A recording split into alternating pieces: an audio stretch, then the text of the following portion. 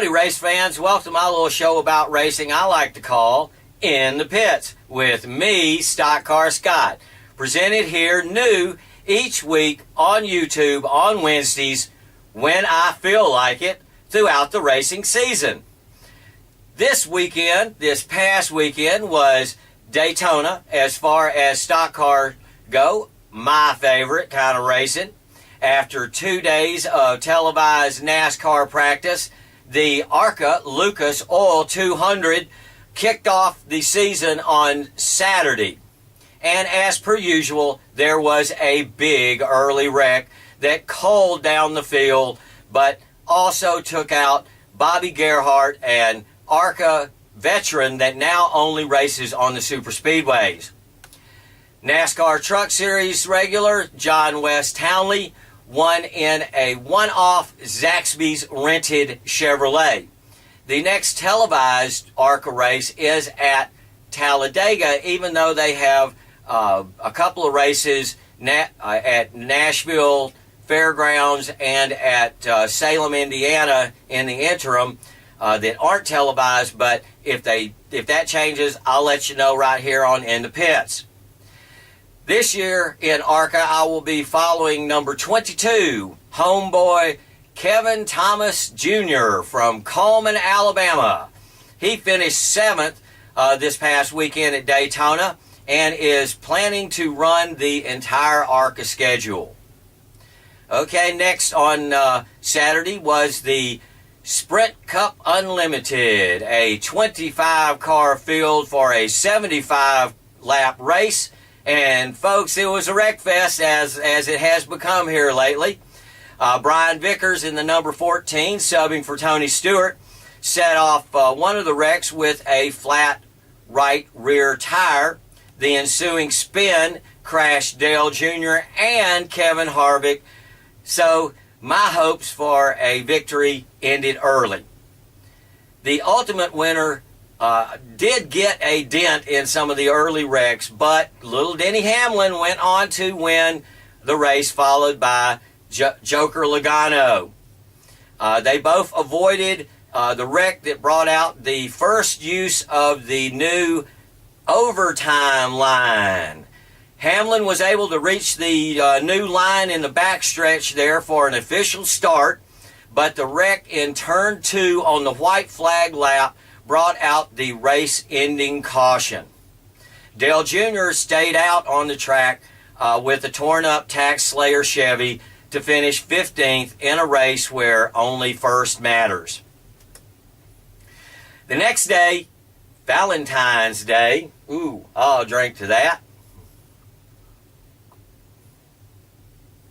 was Daytona qualifying day for the top 2 starting spots in the Daytona 500 and the lineups for the Can-Am duels on Thursday, tomorrow. Dale Jr. was fastest in the first round of qualifying there with his teammate Chase Elliott, second in the number 24 Napa Chevy.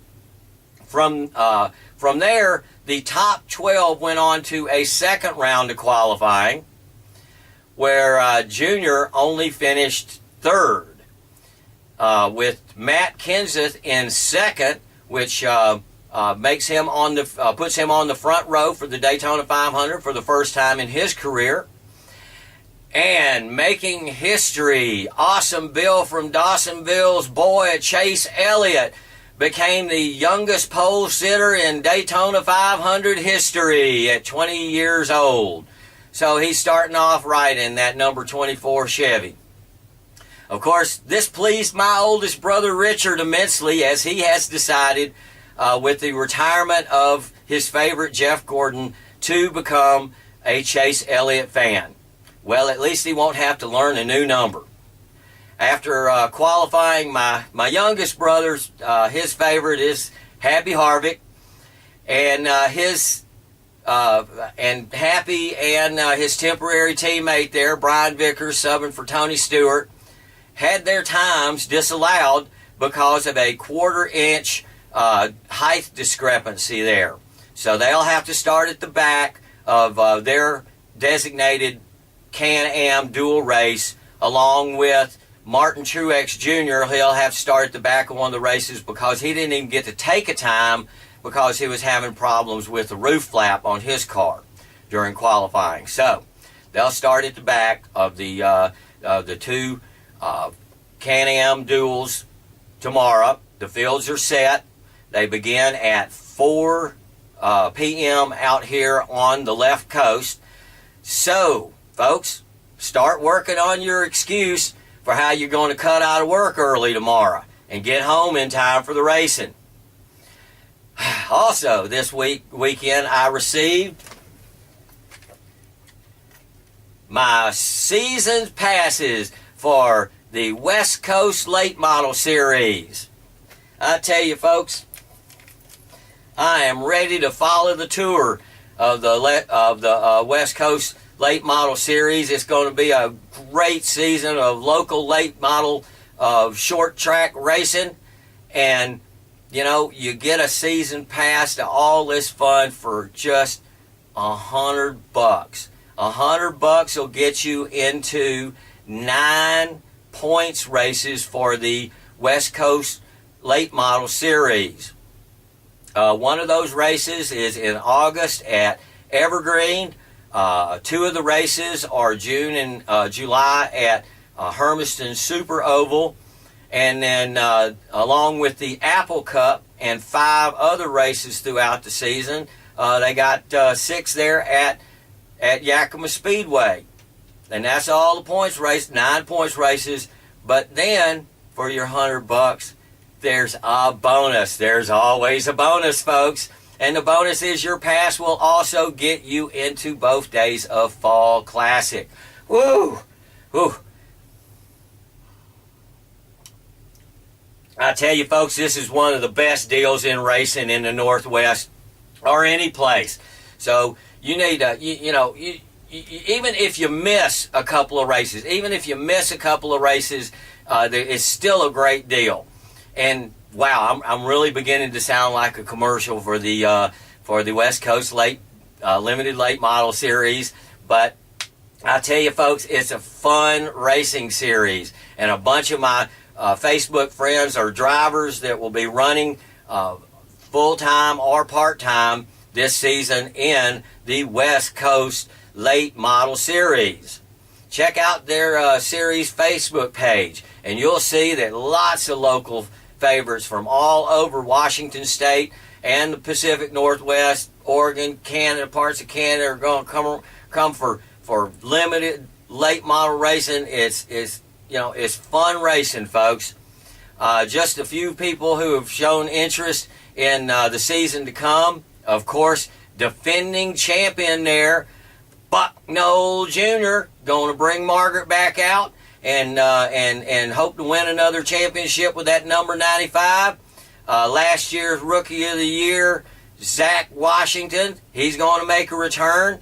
Other returning competitors include Jim Franklin, Todd Connell, Ben Briggs, and Andy Beeman, as well as quite a few part-time competitors like Chad Hinkle, Richard Kerr, and Andy, the Honey Badger.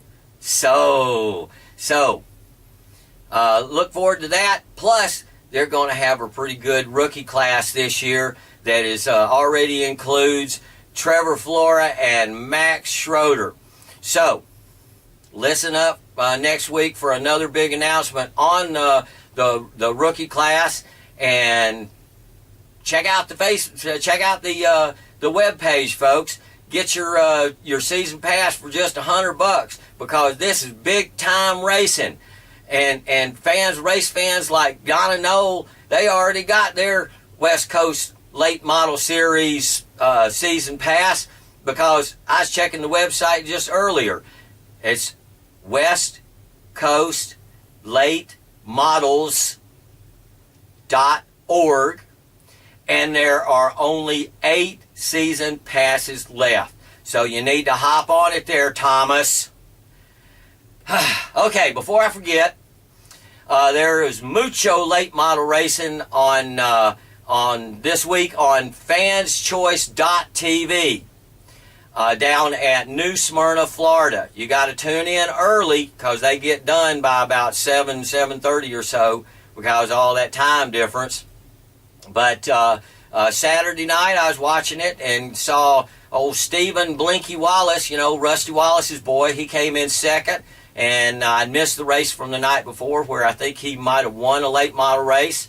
We saw a race last night of modifieds, and tomorrow night they'll have racing again on fanschoice.tv. So check it out if you want to watch what's called the Asphalt World Series. Lots of late model racing down there in New Smyrna. Okay, of course, NASCAR. NASCAR season starts this weekend with trucks, Xfinity racing, and Sprint Cup with the Daytona 500. And you may ask, who's my prediction? Do you really have to ask? Dale Earnhardt Jr. I mean, golly, if you don't know by now, Junior, who you really think I was going to pick? So, I'll be watching Daytona all weekend, and I'll be back next week, if I feel like it, to give you my spin on the Great American Race. So, and also, let me give a plug for my other show. On Throwback Thursday, I'll be putting up another episode of the Waterboys Sports Show, and this is from 12 years ago when Junior won his first Daytona 500. So check that out if you get a chance. But you know me, I'll be watching Daytona all weekend and getting ready for the local racing season because I'm StockCar Scott, and this is In the Pits. Thank you very much for watching, race fans.